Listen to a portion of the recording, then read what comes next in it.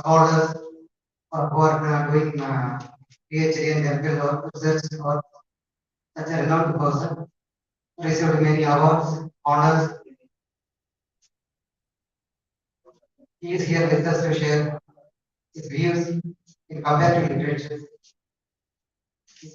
on the topic Western critical approaches and common poetry. We are very much blessed to have you on today's session. Before starting the session, I request Dr. Muralidharan sir to welcome.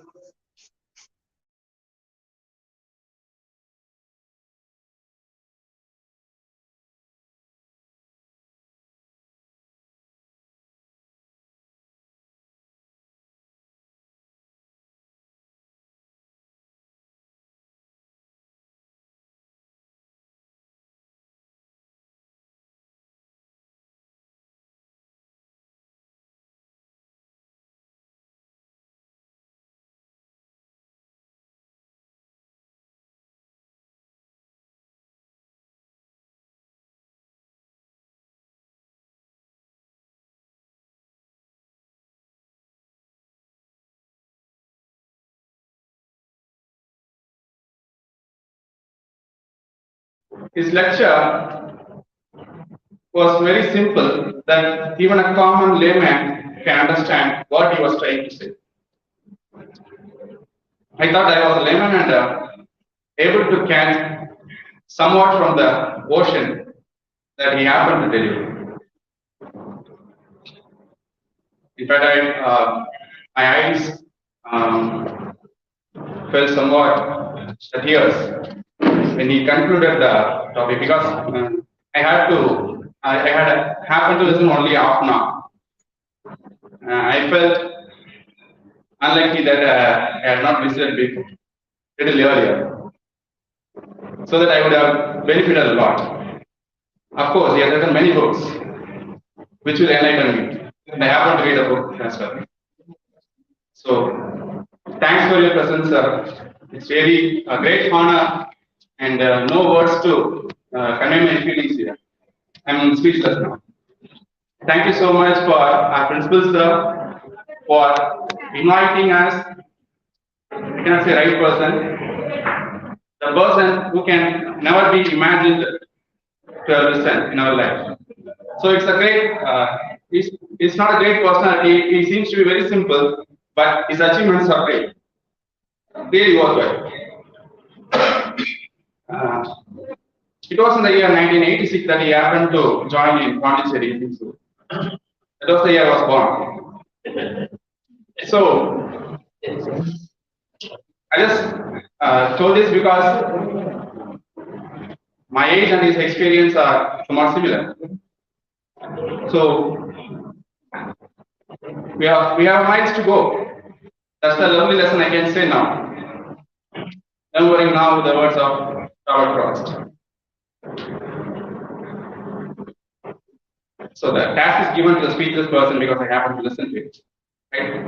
Unfortunately, I have given a task to welcome the chief guest, right? I'm speechless now. Anyhow, thank you for your presence and your gracious speech, enlightening and enthusiastic speech. Right? I saw the enthusiasm. It was really great. At this age, the enthusiasm with which he delivered his lecture was a must lesson to be taken home. I took the lesson. So I will try to speak if I happen to live at his age with the same enthusiasm that he adapted now. Thank you, sir. Thank you so much for your presence, and I hope the lecture will be enlightening to you. Don't forget to take the lesson home. If you are not able to take the 100% lessons that is going to deliver, at least take 10%. Right? It's not how much you take, but how well you have taken the little lesson that you are able to understand. Right? So even if you happen to take a little, the little should be taken as much, and it should be comprehensive. Okay. With this note of request from you, I request our chief guest to enlighten us with his great enthusiasm. Please, sir.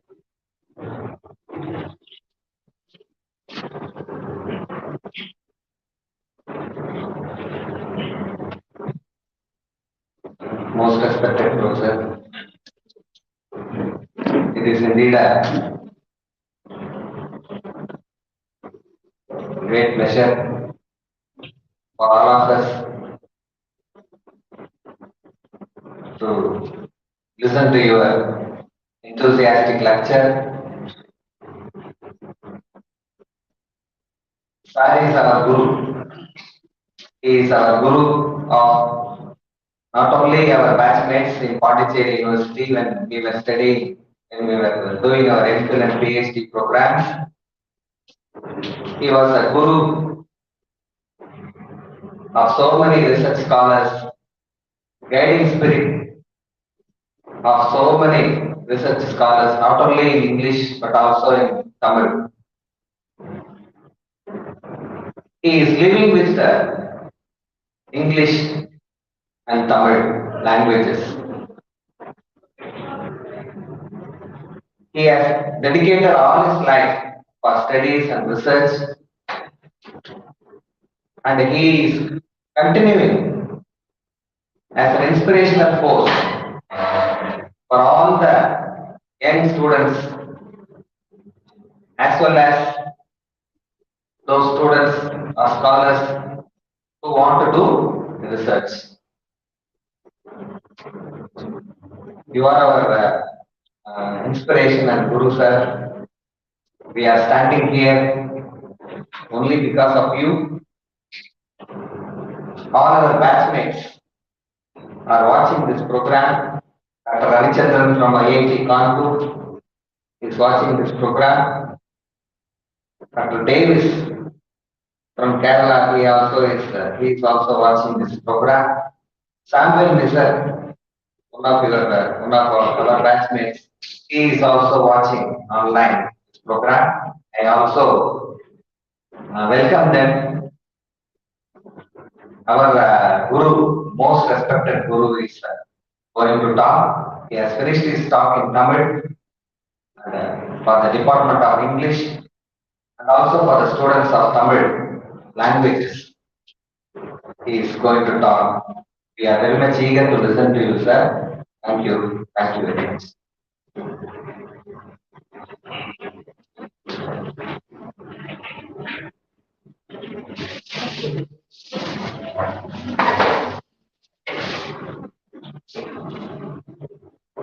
The books they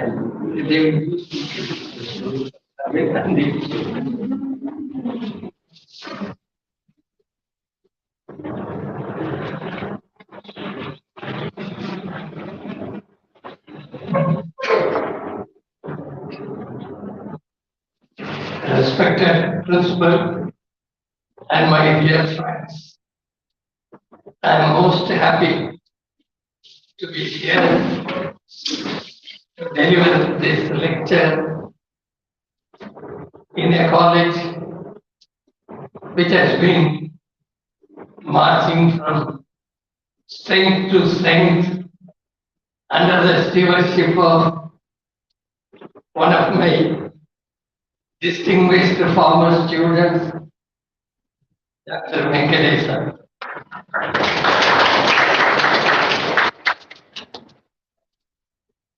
I know that he has become a celebrity in this part of the country. My association with the Kanchi Shankara Math goes back to 1954, when none of you would have been born. It was in that year that I was in the 9th standard at the age of 15, and one of my teachers, Professor A. Kuppuswamy, taught us social studies, which includes history. He was a great historian. Remember, he was teaching in an unknown high school, in an unknown area of Tamil Nadu. But then he was a very learned man. He did a lot of research. He wrote a book on the dates of Adi Shankara. Dates of Adi Shankara. And later, after retirement, he associated himself with the Mutt. He did a lot of service here, Professor Kuswami. And when I was a student, he used to give us the monthly issues of the journal called Kamakoti. It was in Tamil, meant for high school students. And then at the end of the year, he would conduct an examination. They were all religious subjects which appeared in issue after issue of Kamakoti in simple language on simple subjects relating to Hinduism. And at the end of the year, I'm rather embarrassed to say this, but there's nothing wrong if an old man speaks of his own achievements. I used to stand first and used to receive the prize almost every year. And then Tiruvambavi competitions are conducted by Periyar. And there also had a number of achievements to my credit. That was the first association with the Mutt. Through the journal Kamakoti and through this great teacher of history, Professor A. Kuppaswamy. Then later, when I became a teacher in Pondicherry University, Central University, where he was keeping his MPhil, we had a head of the department, head of the philosophy department, Professor Balasubramaniam. And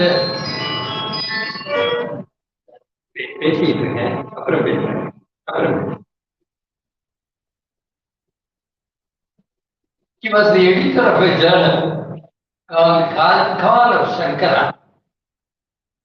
And he was a philosopher, professor of philosophy. And the Call of Shankara, he used to ask me to contribute articles to the Call of Shankara. And in one of the issues, my essay on Deivatin Kural, about Periyar. My essay on Deivatin Kural was published there. And there I had pointed out the knowledge of Periyar, how he had mastered many Tamil literary works, especially Bhakti writings. His knowledge of those Bhakti writings was revealed in many of his speeches, and I documented those things in my article. Like Balasubramaniam asked me to continue to do that kind of work. That was my second association. And the third association was actually to Professor Venkatesan. And then my own contribution to Adi Shankara studies, I should mention this. That is, the impact of Adi Shankara's poetry on the poems of Wallace Stevens.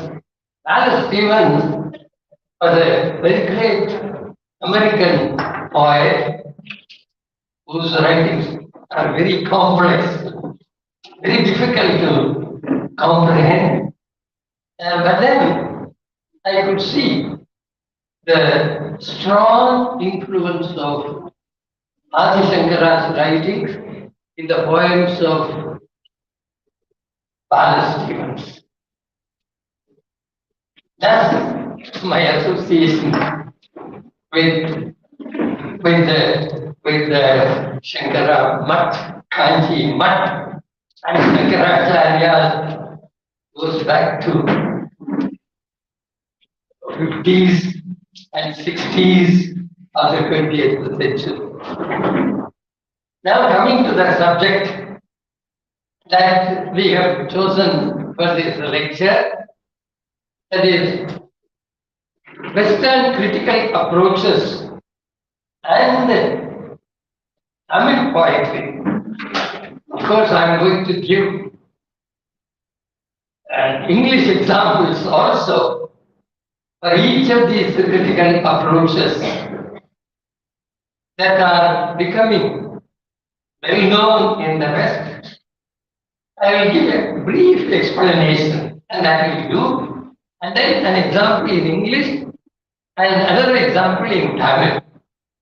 That will make the critical principles, the major principles of each of these critical approaches to you clear.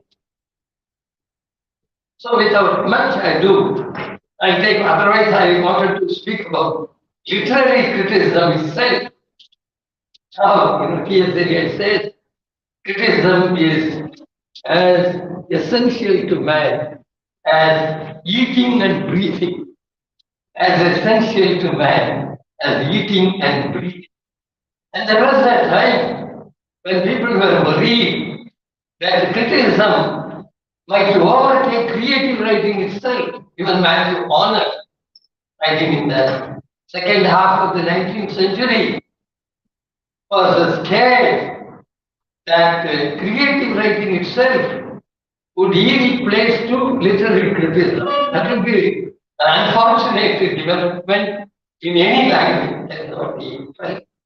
But now he may be nodding in his grave if he comes to know that it has happened. Criticism has become the dominant form. There is a theory about the dominant form in the history of every language or literature. Dominant form. With regard to English literature, the tragedy was the dominant form. Tragedies and comedies. Drama was the dominant form during the days of Shakespeare and his contemporaries. Later, during the period of Dryden and Pope, satire became the dominant form. During the Romantic age, during the time of Virgil, Keats, Shelley, and Coleridge, Odes, lyrics became the dominant form, especially Odes became the dominant form.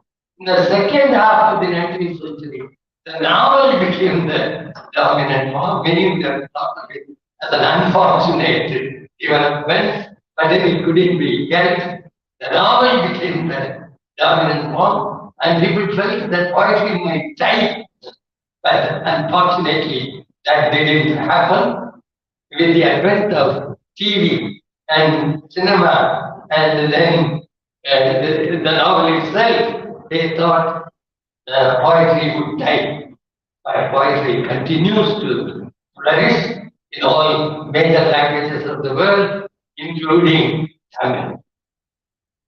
Then, in the first half of the 20th century, criticism became a close rival to poetry, a close rival to novel itself, a close rival criticism, and that continues to flourish even in the second half, continued to flourish even in the second half of the 20th century and in the early decades of the 22nd century too. Now,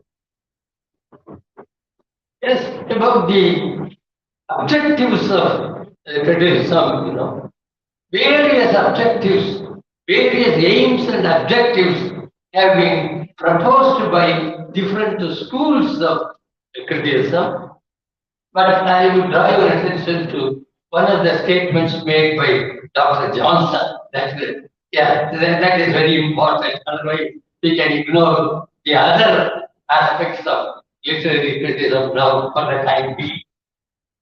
Dr. Johnson says he gives an allegorical account of the name and nature of literary criticism.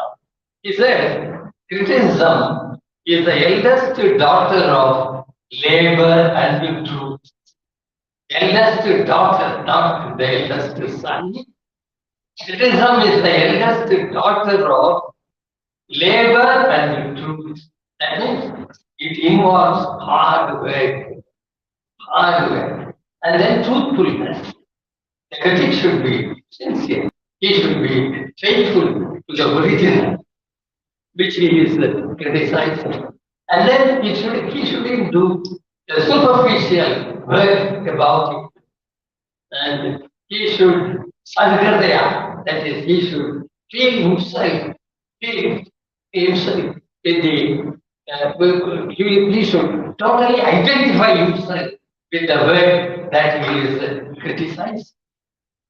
And then he says, labor and then committed to the care of justice. He should do justice to the work on hand. Brought up in the palace of wisdom, see the qualities that he mentions, the requirements of a critic, the requirements of literary criticism, labor, truth, justice, wisdom. Unfortunately, many of our critics lack most of these qualities. That is a very unfortunate development. Then he goes on to add, she has to hold, he continues to mention this, that she is a daughter. She has to hold a scepter in her right hand and a torch in her left hand. A scepter in her, she has to hold a scepter in her right hand, scepter like a king. That means judgment, evaluation should be properly done. His judgment should be that of a king. So a scepter, he should judge properly, works of art in her right hand, a torch in her left hand, torch standing for illumination, elucidation, explanation. The work of art should be clearly expressed. The two tools of a critic are comparison and analysis. Eliot says, T.S. says, the two tools of a critic are comparison and analysis. That should be a detailed analysis of the work that he criticizes, and then he should be able to make comparisons, he should bring in relevant comparisons which would throw light upon the original text that he has taken up. And then Eliot emphasizes elucidation and not evaluation. He says ranking points, which many critics do. Ranking points is not the proper task of a critic. That is, this one is superior to that point. This one is inferior to that novel. He is not agree. No, all these judgments, he says, are irrelevant. He should elucidate the work of art, elucidation of a work of art. That is, he should make the reader fully understand not only the matter of the work, but also the spirit of it. The matter and the spirit of a work of art should be brought clearly to the reader. That is the job. This is what people have said about the literary criticism, which we should know. Now, I'll take up the critical approaches one after another. The first one being linguistic criticism. That is, originally, linguists were interested in a study of the regional dialects. Dialectology was their prime aim. Later only, they thought of including literary criticism. That is, a linguist should be able to bring in his knowledge. He should be able to bring in his knowledge when he examines a work of art. If that is, linguistic criticism could mean examining the nature and the function of each word in a poem or a novel, any work of art. Nature and function of each word. See how it is done. One example. Now, yes, you can distribute these. Otherwise, they won't be able to follow.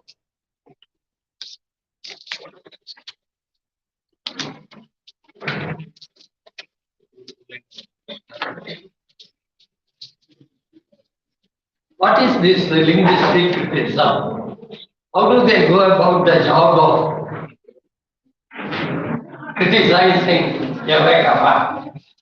That is, examining the nature of the language that is employed.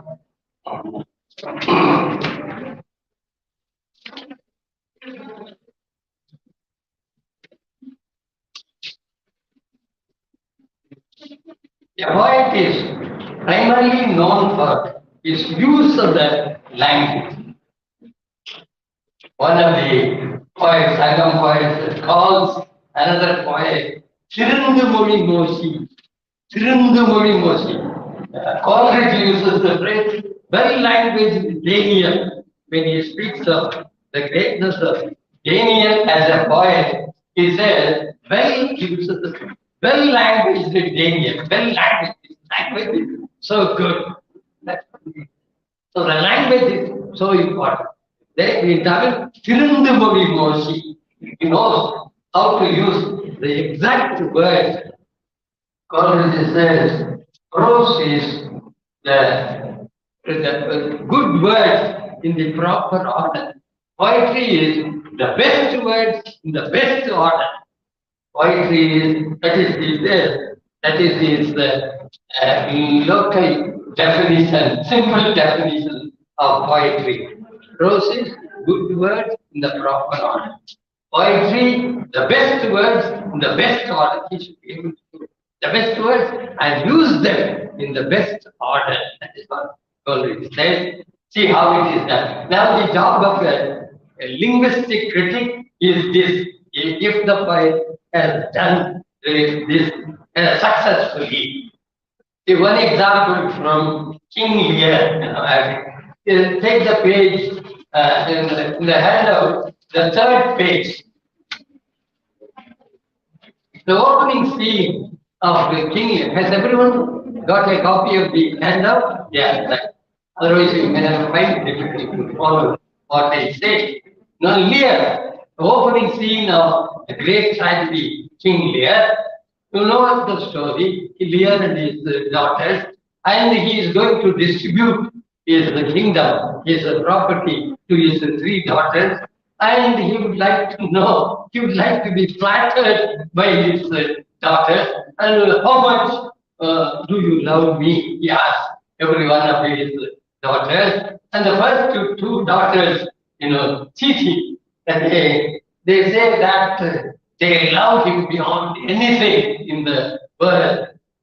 The third daughter, the conversation between King Lear and the third daughter, Cordelia.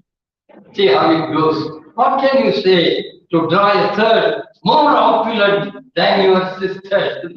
I will give you a greater share than what I have given to the first two daughters. So he would like to be praised by her.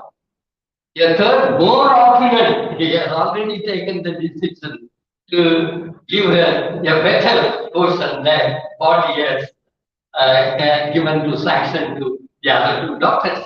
A third, more opulent than your sisters. He see the second person, say singular, your sisters. Speak, Lear, how Cordelia, mend your speech a little, lest it may mar your fortunes. Mend your, then Cordelia says, no, I will love you only as much as your daughter would love her father. Not more, not less. That is what she says. That doesn't please Leah. I will love you as much as your daughter would love her father. Not more, not less. This doesn't please him. No? So he says, how Cordelia, bend your speech a little, lest it may mar your fortunes. You are going to spoil your fortune. You are not going to get as much as you desire. Then Cordelia, so young my lord and true. Leah, let it be so. Thy truth, then be thy double. See the fall from your to thou, thy. The thou and thy are used with respect to one's inferiors, equals and superiors. Second person, yours.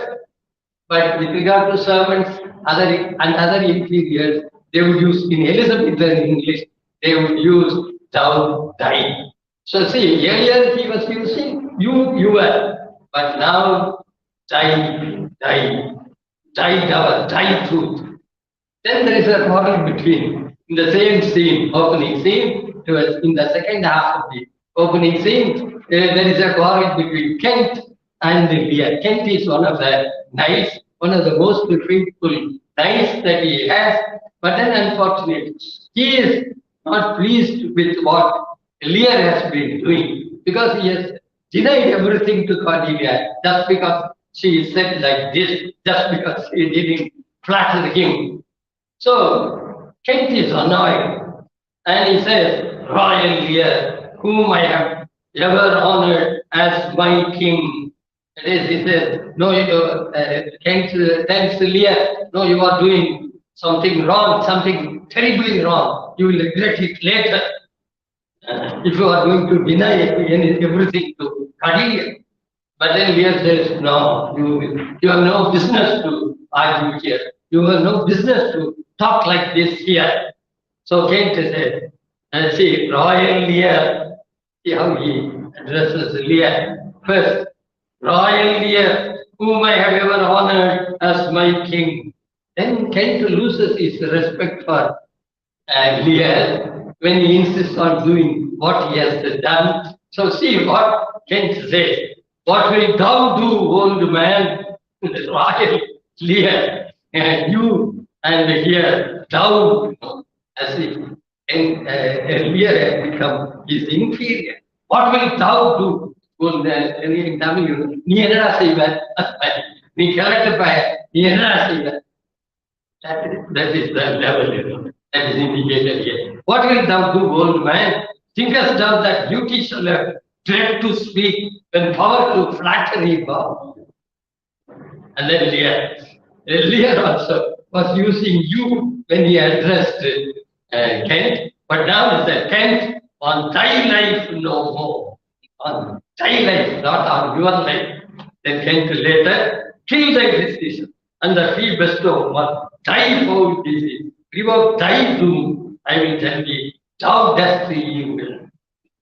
Thou, if thou doest me, in as you like it, the 12th line, if thou doest me like that, and if you are going to speak like this to me without any sense of respect, So thou, that is how the fall from you to thou, how it indicates the change in the attitude. Linguistic will be interested in such things. See the Tamil example, that is on page, page 4, fourth page. That is from Silappadigaram. Irangovigar was the master of language. He knew how to use Tamil. It's a great word. That is why Bharatiya says, Yaparinda Parvadile, Kambalai Pol, Palluvar Pol, Irangovi Pol, Muminari Yanganime, Silappadigaram and மணியாரம் படைத்த Tamil Nadu. And the Ilango deserves that praise. Now, see this is Vadakkurai Kade from Vadakkurai Kade, that is Kannagi, has come to the king's court, Pandya king's court, because her husband has been killed, unjustly killed on a charge of theft. So, the dialogue between Kannagi and the king. And before that, we will come to it later. See the dialogue between the king and Kannagi. Nirvan Kanti Yamun Vandoi Yarayo Ni Padakodiyo Yana. It is the king and Kannagi. She is shedding tears and with an anklet in her hand. Nirvan Kannai Yamun Vandoi. See, the king shows so much of respect, for a lady. Yamun Vandoi Ni Yarayo Ni Padakodiyo Yana. And see how the king refers to himself. Yamun Vandoi. Yam, plural. And that is a royal plural. And the kings have the right to use plural to refer to themselves. That's why it's called the royal plural. Those singular should be used here. Use the Yamun Vandoi. Yarayoni Padakodiyo Yana. Then she says, she presents her case. Kemori Uraikal, Savai Tanmuri, Yamudai Chilambu Mutudai Adiye.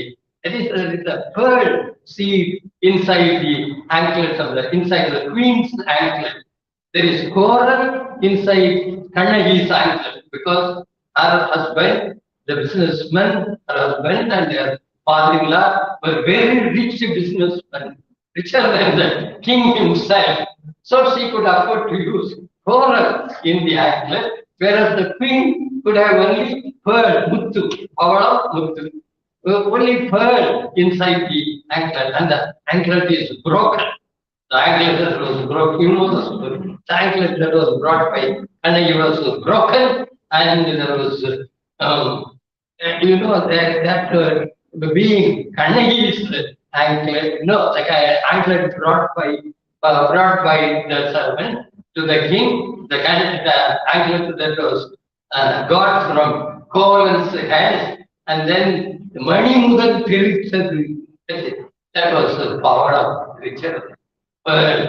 So the king realizes the terrible mistake, the tragic mistake, the tragic crime that he has committed. The king realizes that, so it should be Kannagi's anklet. So the king said, what he said, Ponsai Konnan, Chansol Keta, Yano Arsan, Yane Kalman. Yam has gone. Yamun Vando, Yamdai Chilambu, first person, plural, royal.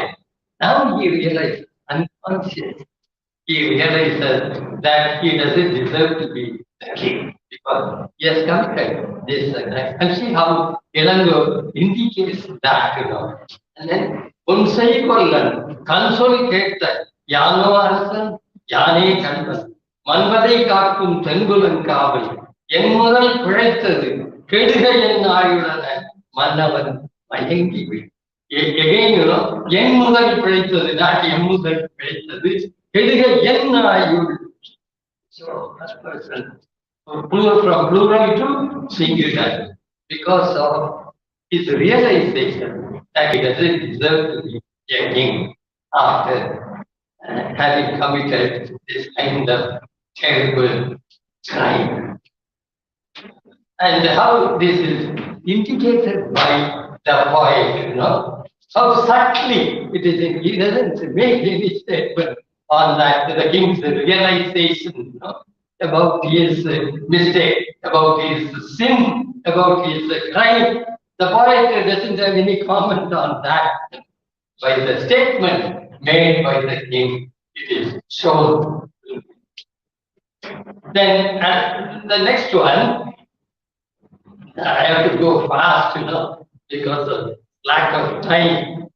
The second one, and again, another type of linguistic criticism. Roman Jakobson, he was a Russian linguist. This is Roman Jakobson, spelling Jakobson.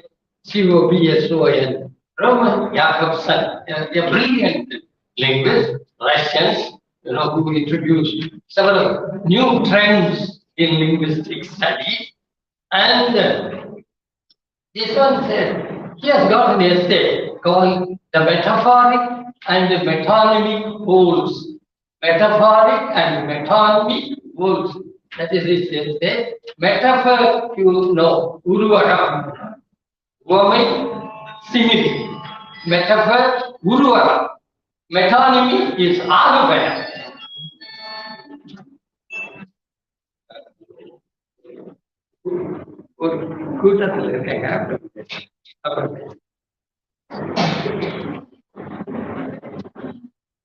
Metonymy is Agupaya.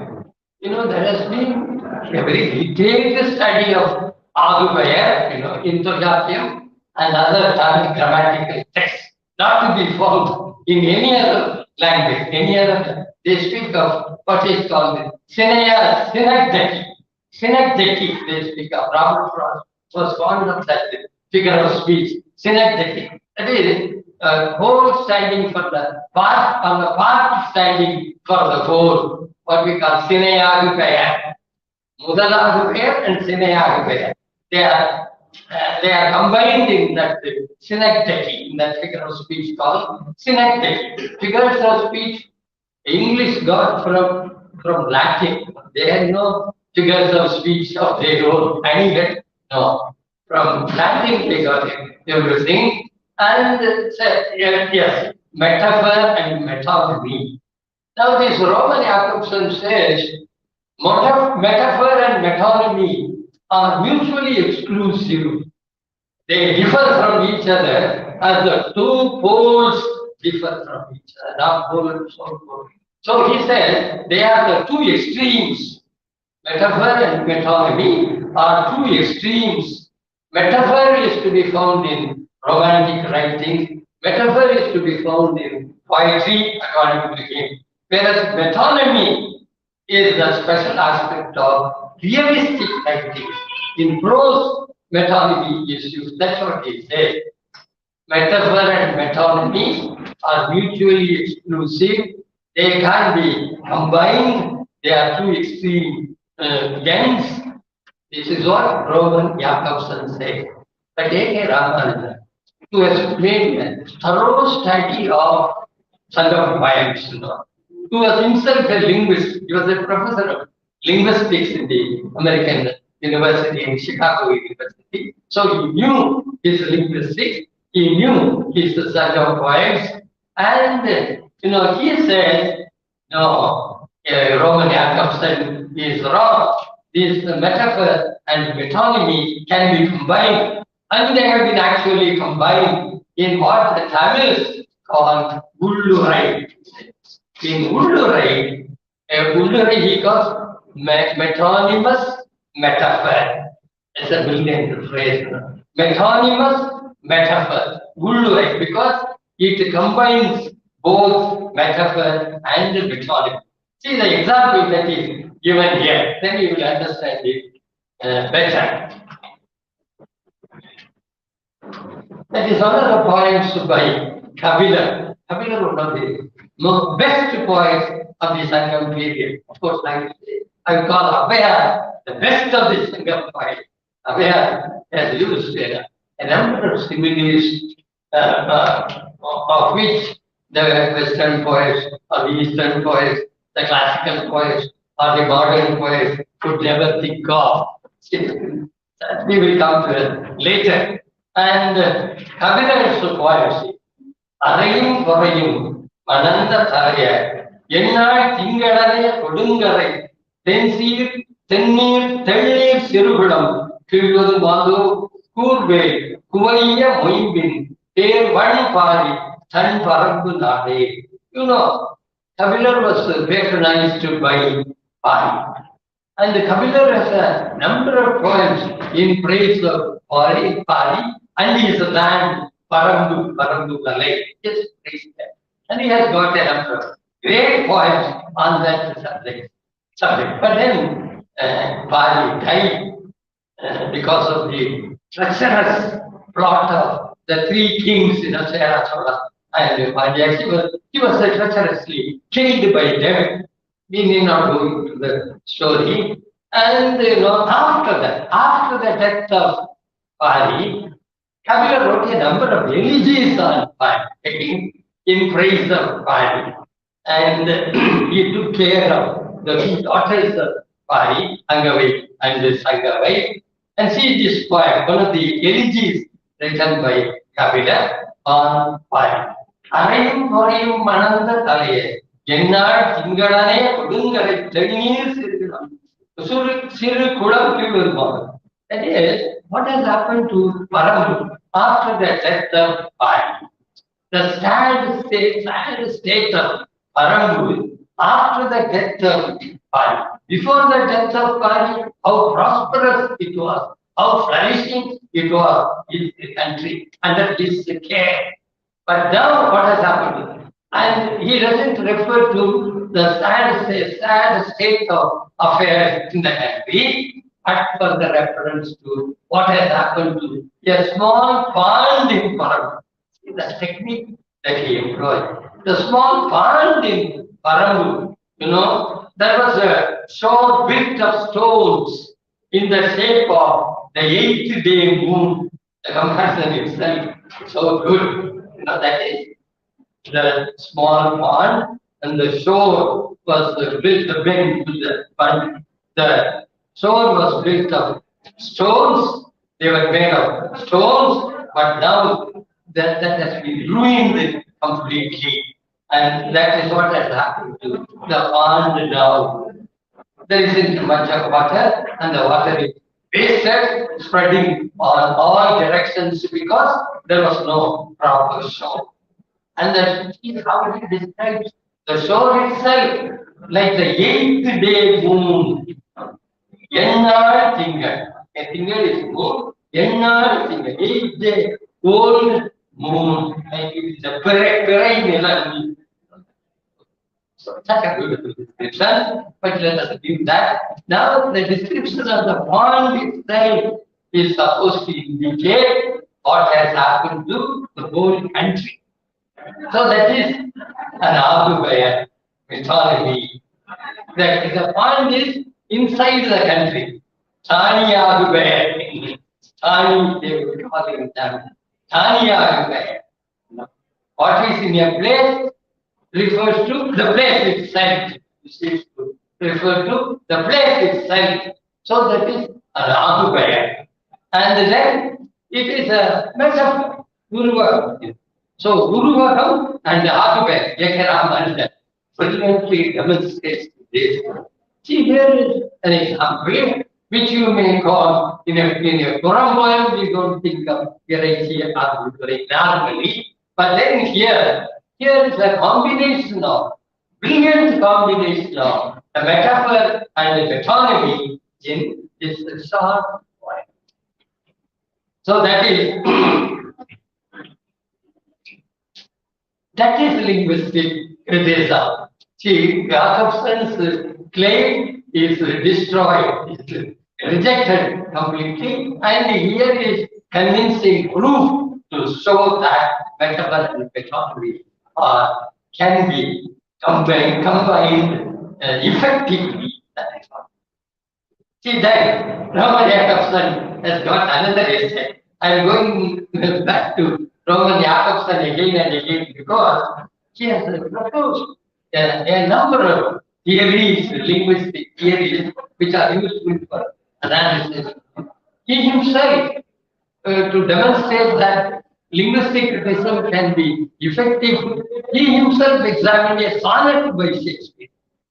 How the linguistic aspects can be so good and they can really bring out the beauty of a poem, the success of a poem. He examines one of the sonnets, 154 sonnets. The one of the sonnets by Shakespeare is examined by him as an example of linguistic criticism. But see here, And in another essay, this Roman Jakobson says, he calls this essay linguistics and poetics. Linguistics and poetics. How linguistics can be used in the analysis of poetry. He said, in a dialogue, there are 6 factors. In any kind of dialogue between any two people, 6 factors are involved. What are the 6 factors? The addresser first, the one who makes the statement, the one who speaks. Here, like me, I am speaking, and you are listening to me. I am the addresser, and you are the addressees. Addressee, one who is addressed. That is Catbo addressee. So number 1, addresser. Number 2, addressee. Number 3, the relation between the addresser and the addressee. The student-master relationship. When the teacher speaks to the student, the relationship is that of a student and a teacher. In a family, father may speak to his son, mother may speak to her daughter. So the relationship between the two, the addresser and the addressee, that is another aspect of a linguistic aspect of a dialogue. That may also differ, from situation to situation. The relation between the two. In a market, in a business market, you don't use the language that you use in your family or the language that you use in a classroom. So the relationship decides the nature of the language used by the addresser. Then the relation between the two. Then the context, the situation in which the dialogue takes place. The context, the situation in which the dialogue is it a classroom lecture or is it a lecture like this? This is not a classroom lecture. This is a public lecture. It may be a Pattimandram lecture, and that will differ, in the nature of the language that is used, So the context also decides the nature of the language that is used. Then the code, the style that is employed. When I speak to you here, the kind of English that I use, and in a classroom, the kind of English that I use, and then in the marketplace, if it is an English country, the language that I may use to the shopkeeper. So that varies, the style, the linguistic aspect of the style varies, the code varies. Then the message conveyed, the 6th factor is the message that is conveyed. What is the message? That also decides the nature of the language that is used. So the nature of a language that is used by the addresser may depend upon these 6 factors: the addresser, addressee, relation between the two, the context, the code, and the message itself, the communication. What is communicated? That is the message. Now, after mentioning this, Roman Jakobson goes on to say, the poets can think of the split addresser and the split addressee. The split addresser and the split addressee. That is, the addresser may be divided into 2, and the addressee may also be divided into 2. The split address. See the example. That will become clear. See the example there. Ninnayandu Urainarkum, Ninayandu Urainarkum, Alman Karpin, Nin Kilai Mudalokum, Kadumbin Kadumbasi Tira Yadanin, Edunguri Edirpai Naliyokum, Inoki Enadi, Yenodum Suradi, Panadu Vadum Enadi, Diem, Yelokum Kodumadi, Manigadoye, Padandungu Mudaratikavan, Tirunduveri Kuman, Nagia. This is the poem by one Pirangitrana. It is in Parindranath has got poems on the poverty that he had to suffer from in his life. A number of poems, brilliant pieces. Now, the situation differs here. He has become prosperous because of the gifts received from Umanand. Umanand has given a lot of wealth to him, and he brings all that, perhaps a number of elephants, and then a lot of wealth, a number of other things, the poet brings. And he tells his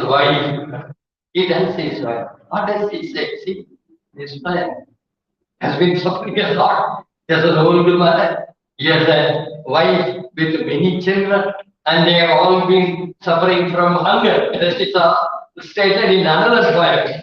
But here, after becoming prosperous, and this prosperity is going to remain only for a short period, because if he spends all this money, he will have to suffer. And later, he doesn't mind it. See what he எல்லோருக்கும் கொடுமதி. That is, give it to everyone, he said. Now you have got plenty of things, share it with your neighbors, share it with your relatives, share it with your kids and kids, share it with anyone you like, share it with anyone who likes you. See the difference. Those whom you love. That is, of course, the first preference, for anyone, for any human being. Those whom you love. But then don't stop there. Poor relatives, we may not like normally. You would like to be with rich relatives. You would like to help them. You would like to take, expect favor from them. So we love them. But poor relatives, we would like to avoid as far as possible. That is human nature. So Parindranath has this in mind. Give it to everyone whom you like. Give it to everyone who likes you. Palman Kapin, Nin Kedai Mudalokum, all your relatives. Kadumbin, Kadumbasiti Rayaranin, Nedunguri Edirpainalio, Kuri Edirpainalio. Some people would have given something to you, expecting something in return. Borrowings, so you must have borrowed certain things from others. Now clear all the loans, clear all the loans. This is the time. They were expecting even, the gifts that are presented on the occasions of marriage, and other celebrations. Those who give costly gifts would expect something in return later. When there is a marriage in their family, you have to return. So that is how, that's why rich gifts are given on such occasions. And the borrowings, loans, Nedunguri Edirpai Nalgiyorkum, Innorke Enadu. Finally, don't judge themselves, judge those people. No, these are good people, so I will give everything, something to them. These are bad people, wicked people. I'm not going to give in. No. You don't just like that, judge like that. Innorke Enadu, Ennodum Suradu. You need not discuss it with me. You need not ask me every time, you give something to someone. Give it freely. Because you are, who are you? Vallangu valum ennaadu iyum ellorkum kodumadi manai kedavoye. You are the owner of this house. See the kind of importance that was given to women during the Sangam days. You have the right to spend the money. Being the owner of this, the chief of this family, you have the right. Manai kedavoye. Unakku urimai irukkirathu. You have right. And so you can spend. That's why you need not ask me. That's the kind of question that was given to me. Women during the Sangam period. The feminists may write anything they like about the treatment of women in the Sangam period. But here is what you find, You own this, you are the owner of this. Vallandu vaadum ennaru. It is raining, storing against the rainy days. Don't keep anything. That is your experience, Past experience may tell you that we may suffer later for want of money. Don't think like that. Vallandu vaadum ennaru. Don't keep it, as the fixed deposits. Don't keep it like that. Vallandu vaadum ennaru. ஈயும் எல்லோருக்கும் கொடுமதி மனைகளோகி by பழந்தூங்கு முதிரத்து கிழவன் திருந்துவேல் Kumaran நல்கியவனே. This is a wealth given by that man. What happens in his land? Parantungu mudiram. Parantungu, that is fruits, Trees don't give fruits expecting something, Fruits given to everyone, anyone who goes near the temple, who goes near the tree. That is why he is there. See how subtly he adds that. Parantungu mudiram. Here there are plenty of trees and they bear fruits, and these trees the clouds don't expect anything. Kaimaru Venda. About one seraph, what he says, about the clouds, about the rain, they don't expect anything in return. And these trees, nature itself doesn't expect anything in return for all that it does. Nature doesn't expect anything in return.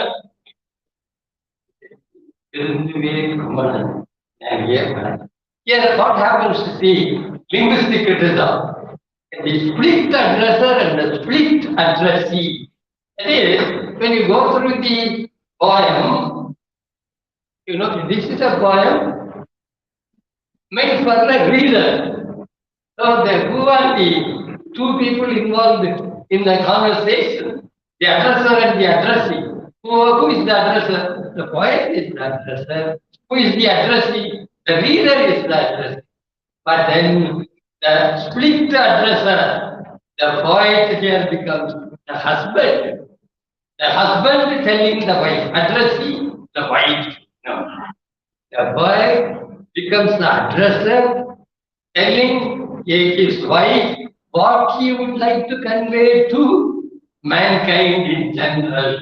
This is not meant for his wife alone. This is meant for all the husbands. This is meant for all human beings living in different times, different areas. That matter.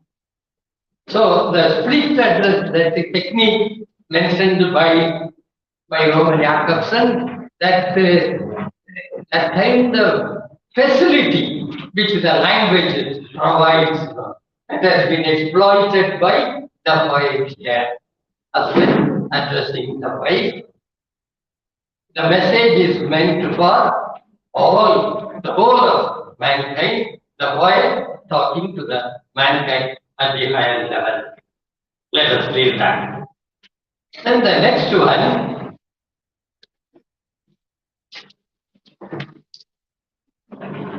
This is, I think some of it is getting too late, you may be hungry. New historicism. One of the latest trends, deconstruction, you must have heard about in your classroom, plenty of times on plenty of occasions, plenty of praise given to deconstruction. Derrida's brainchild. Here, new historicism. This was actually this new historicism, in the later decades of the 20th century, became a rival to deconstruction. And it is called cultural criticism in British literature. It is called new historicism so far as America is concerned, American literature. New historicism. What is it? This new historicism is considers literature as a product of culture, not of language. And considering a poem or a novel or any work of art as a product of culture, that is why it is primarily known as culture criticism.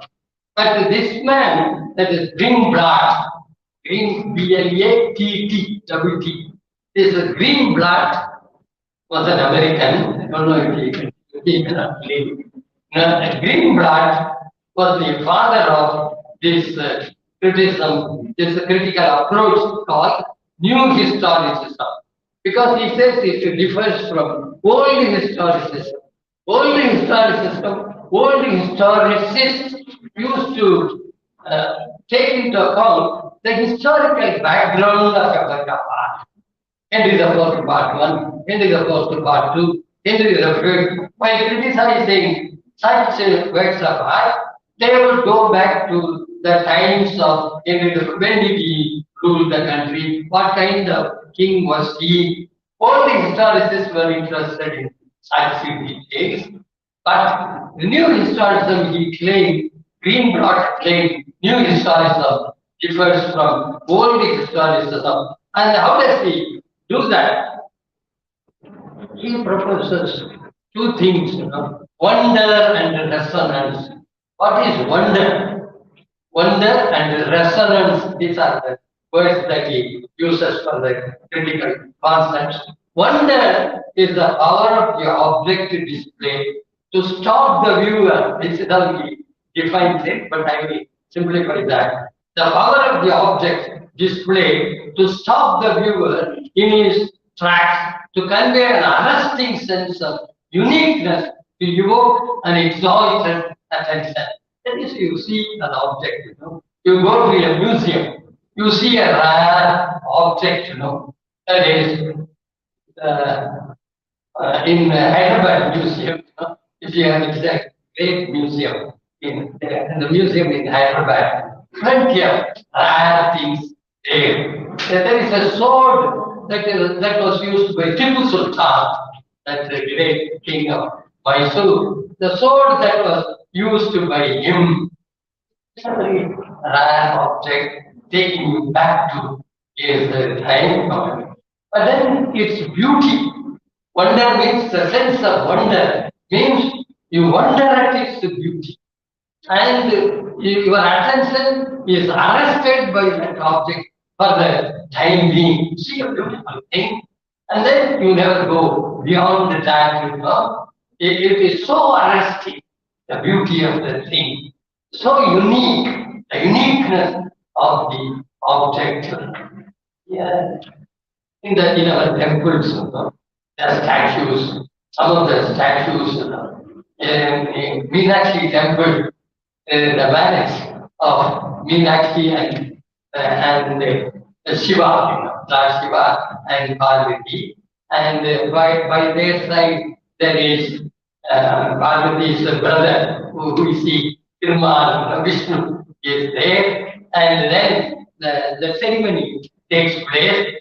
Then you see the statue in Meenakshi temple, and then the face of Parvati, the face of love, the smile, the shy, the shyness that is shown, and at the same time, the delight that is experienced by the bride.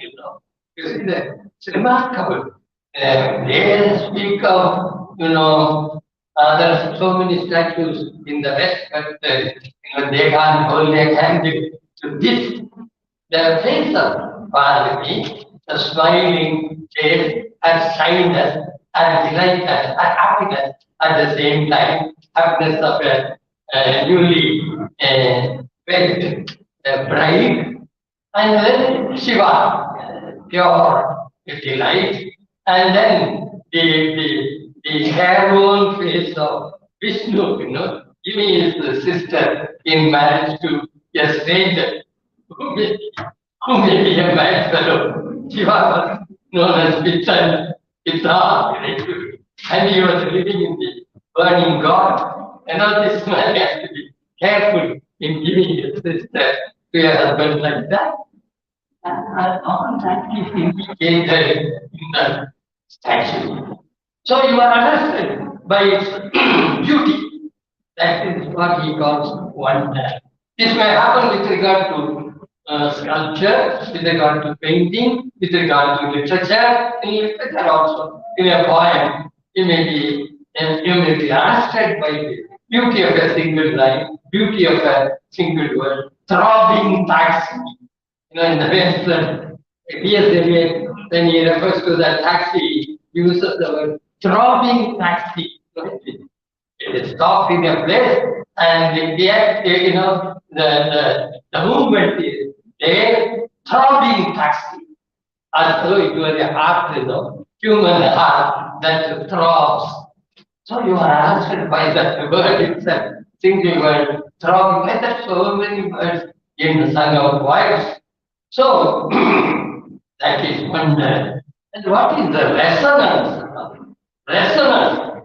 And this is how he defines it. The power of the object displayed to reach out beyond its formal boundaries to a larger world, to evoke in the viewer the complex, dynamic, cultural forces from which it has emerged and for which as metaphor or more simply as synecdoche it may be taken by a viewer to stand. That is the cultural background of the object. When you see an object, then at times you may be taken away from the object itself, and then that resonance. I remember resonance, the sound made by the bell, ringaram. That ringaram that continues. The bell has stopped ringing, but the ringaram is still there. That will be there, that will continue to be there. Music is the quality of great music, a singer singing a song beautifully. And then you will be hearing it for a long time after the song has been sung. Even go back to your house, you may be hearing that sound. That is a resonance. That is a kind of effect produced by a great work of art. So, beauty, a resonance, and wonder. He says, with regard to all arts, all objects of art, painting, sculpture, literature, anything, you will have these two things, wonder and resonance, if they are really great. In one case, wonder alone. In the other case, resonance alone. In certain cases, both wonder and resonance. See a poem. It's a new historical subject. That Tamil poem is so good. That so good that I didn't think of any English example. That doesn't matter. This is a poem from Kurundokai, a Sangam. Is by Parana, another great poet, Kavila Parana. Both of them are really great. மண்ணிய சென்ற ஒழுங்கை அறிவை புனல்தரு பசுங்களை தின்றதன் அப்பற்கு 9 கடிற்றோடு அவள் நிறை பொன்சை பாவை கொடுப்பவும் கொள்ளார் பெண்கொலை புரிந்த அண்ணன் போலே பழையா நிலையத்து செவியொரு அன்னை ஒரு நாள் நகைமுக விருந்தினன் வந்தேற பகைமுக ஊரின் துஞ்சலோ கிளவே. This is about a chieftain called Nandan. This one was known for his tyranny, like Nero, the Roman emperor. This fellow was a tyrant. And he had a god, god tree, Kavai Maram. Every king, every chieftain, even a minor king, would have a Kavai Maram in those days. Guarded, that tree would be guarded by him and his people. As a sacred thing, as a royal thing, one tree. Now this was a mango tree in this case, and there was a river by the side of the tree. Naturally, the fruit will fall on the river, on the waters of the river, and he has said, he has ordered that no fruit from the tree should be eaten by anyone. And then the severe punishment if any fruit is eaten by anyone in the small country which he was ruling. And unfortunately, there was a young lady waiting in the river far away from the tree. So a fruit came floating on the waters of the river, and this lady naturally took the fruit, ate it. And the chieftain came to know of it, said, "No, you will be killed for this crime you have committed." But her father was a rich man. He said, "I would give you 81 elephants. I would give you gold, gold of her weight, I will give 81 elephants in addition to the gold, so much of gold." And the chieftain said, "Nothing to it." He was known for that kind of tyrannical nature, cruel nature. And so then he said, "No, I will kill this lady." And the lady was killed. And this is used as a simile by the speaker here. That is, the heroine's companion tells the mother of the heroine, the Salini type. She may be simile or that's right. And the Tony says, this lady, young lady, your daughter, has fallen in love with that man who came here, who was smiling all the time. She referred to smile, smiling all the time. And so she fell in love with him. And now don't try to separate them. See to it that they get married. And then she said, "Don't be as cruel as that Nannan who killed their lady. Don't behave like that." See, sayingly, this allusion, takes 3/4 of the poem. The message is, you don't behave like that, and that fellow, you give your daughter in marriage. But that is mentioned only in 2 lines, the last 2 lines. The elaborate description of the lady bathing in the river and eating the fruit, and then her father's proposal. Manniya Sandra Voluntary Arrival. That is, she is Manniya Sandra to base. Manniya Sandra Voluntary Arrival. That is, strike road lady.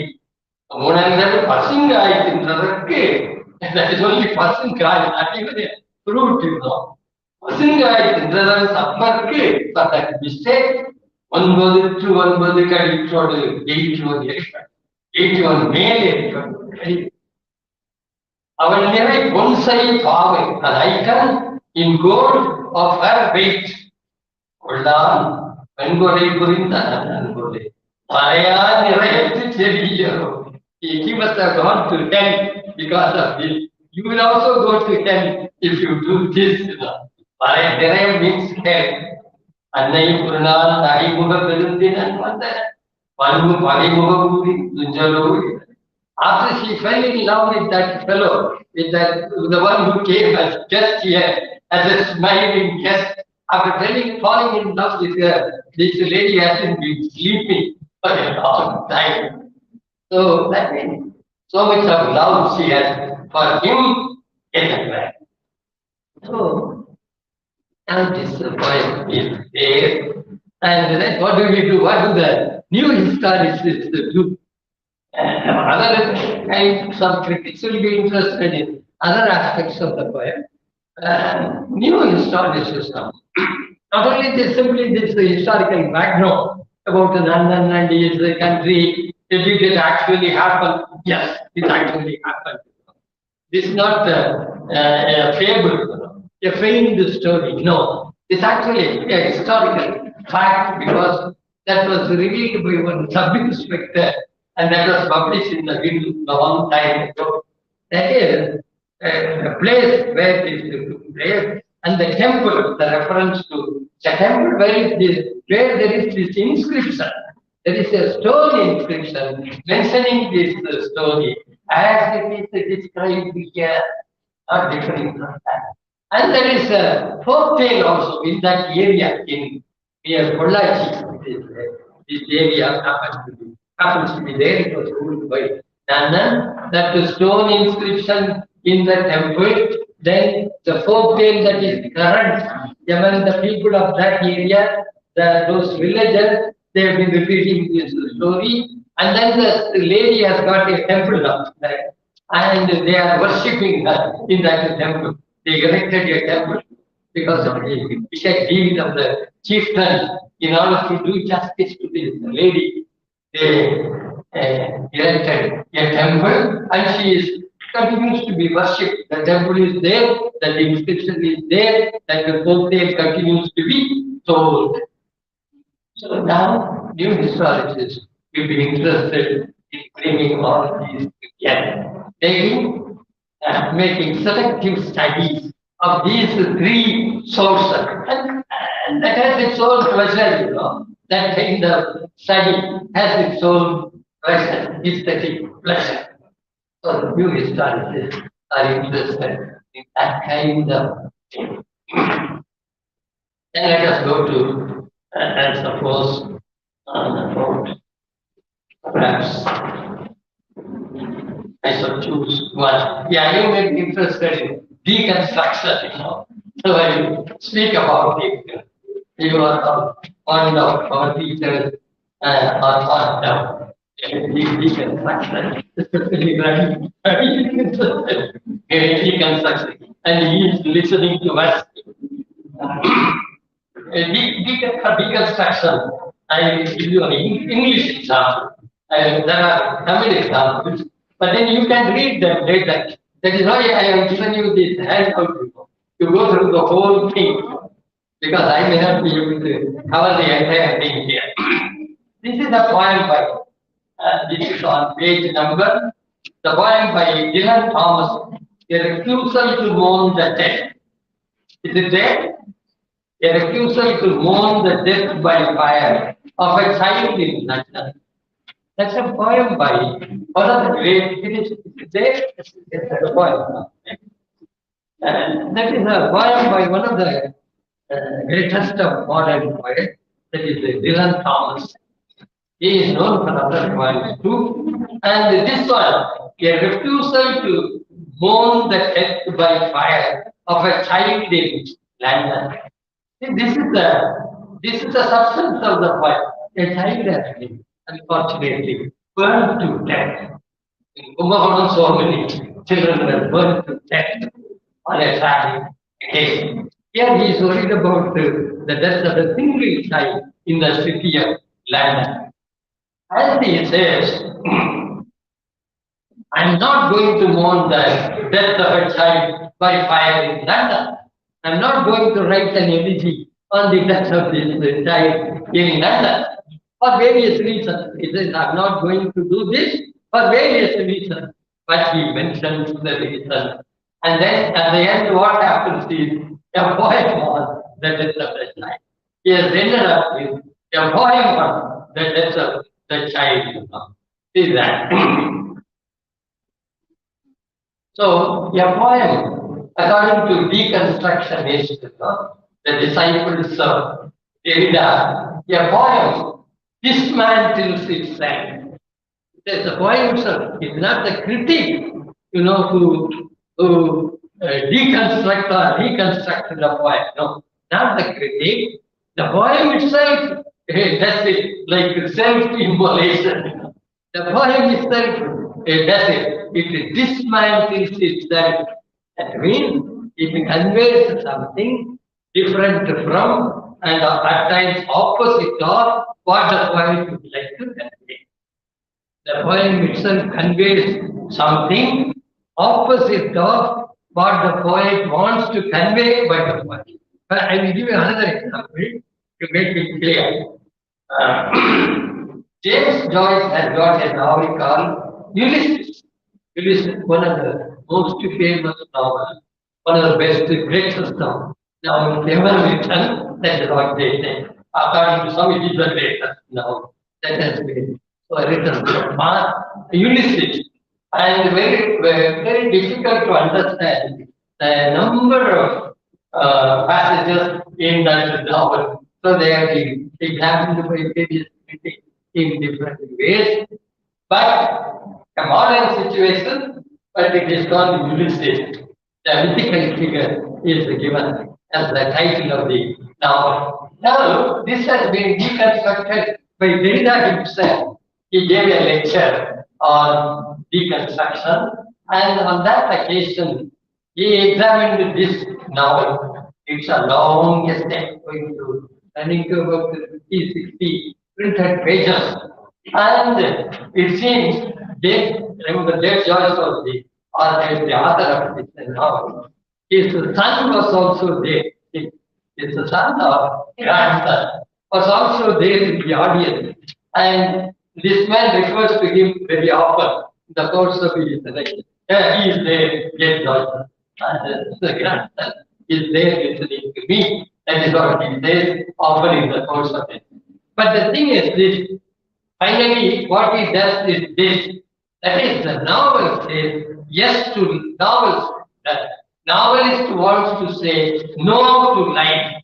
Or the author wants to reject life.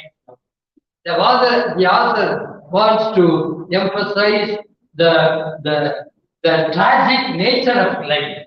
The tragic nature of life. So he wants to say no to life. No in thunder, an essay called No in Thunder. That is how many of the literary writers, many of the novelists have said no to life, like even Faulkner. No, all the time concentrating on the miseries of human life. So a rejection of life, saying no to life. James Joyce wants to say no to life, but the novel says yes to life. That is his contention. Derrida's contention. This is the deconstruction. The novel has dismantled itself and is conveying this message to the reader. That it is an acceptance of life, not a rejection of life. If you go through the novel, you will feel that the novel says life has to be accepted. But this man wrote it with the understanding or with the aim of, the objective of conveying the message that life has to be accepted. But the poem does something opposite of that. That is the critics' job. The critics' view. Not all would accept Derrida's deconstruction and his claims. In philosophy itself, Derrida was a philosopher, a French philosopher. But this deconstruction that theory was not accepted by French philosophers. Correct? And even some of the literary critics there in France itself are not interested in Derrida. That is what I was amused to find when I was in France. One French professor said, because of Derrida, literature itself has become disgusting. Literature itself has become disgusting because of Derrida's kind of analysis. Derrida proposal. So that is deconstruction. See here, what happens now? The poem says, a refusal to mourn the death. The poem's title, a refusal to mourn the death by fire of a child in thunder. That is, the poet clearly states by the title, I am not going to mourn the death of a child by fire. But ultimately, the poem itself happens to be a mourning, happens to be an elegy, mourning the death of the child. And then to go through the poem later, over here, I think. Do you think I can take more time, or is it good to stop here? Yeah, you will not be hungry. So, if you read the other examples, illustrative examples, and I have given the title itself, the kind of approach that has to be made in the case of each of those poems, stylistic or stylistics, I have given as an examples, and then for another aspect also, all the man. He was an admirer of Derrida, but he said he proposed something else which is very close to deconstruction. That is, the literal meaning and the figurative meaning of a poem may differ from each other. The literal meaning, you go through the poem, you understand the meaning of individual words, and you arrive at the meaning of the entire poem. But then the figurative meaning, the figures of speech, the figure of speech that is used there may take you in a different direction. The literal meaning may differ from the figurative meaning. That is, the meaning conveyed by the words may differ from the meaning conveyed by the images, the figures of speech in the poem. There may be a clash between the literal meaning and the figurative meaning. I have a number of examples there. You can go through them leisurely and then understand the critical concepts. And you will enjoy. I'm sure you will enjoy doing that. Thank you.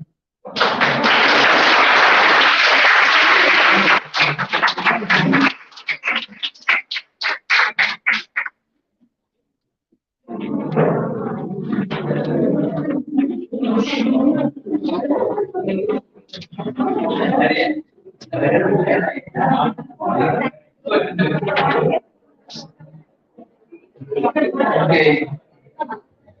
Good afternoon to great teacher, audience, the ardent students of it. He claimed that including the staff members of this college is also students. Actually, this is not a special lecture. It is mentioned as special lecture, but I call it as a deep program. Really, hope to say that it's a great session, a great personality. It's a wonderful day. Thank you, sir. You have made the day a wonderful one and ever cherishing day in our life. And I thank our principal sir for making this session.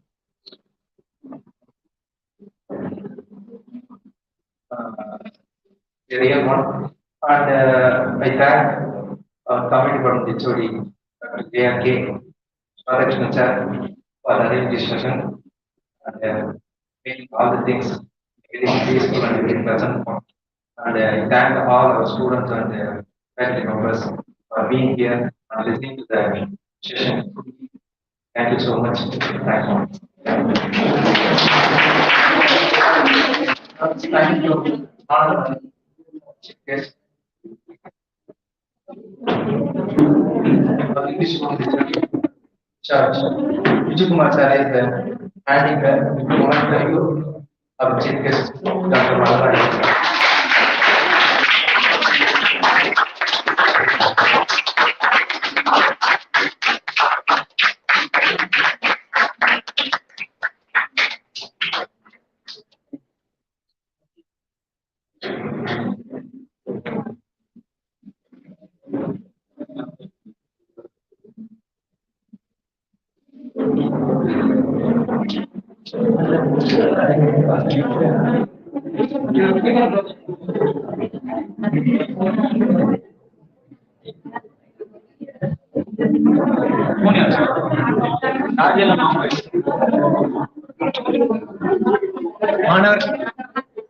மாணவர்களுக்கு 2:30 ஒரு பேருந்து வரும், அதை நீங்க பயன்படுத்திக்கலாம்.